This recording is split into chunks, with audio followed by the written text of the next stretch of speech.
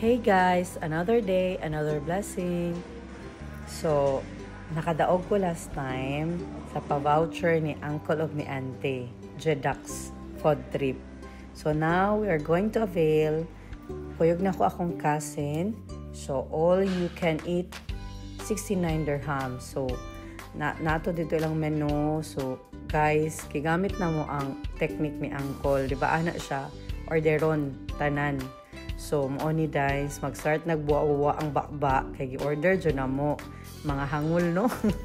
So, gitry na mo. Actually, ang isa ka serving, pwede na siya for 2 inyong i-share. Just for a try. So, medyo kanang bibo kaayo ang tig-serve na ay mga orders na mo nga giduhan niya. So, mauna akong yun na buwa-buwa. Uy, lami kay lang mga chicken. Different types of chicken pagkaluto na grilled. Na pa Japanese style. Nya lami po dilang tempura di ay ebi mayo bay tawag ano.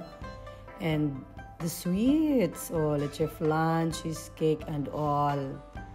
Nasad sila ice cream. So, thank you kayo auntie and uncle. Till next time ha. Thank you so much guys. And you avail guys, nara sila sa Murakabat. Thank you. Have a good day. Blessings for everyone.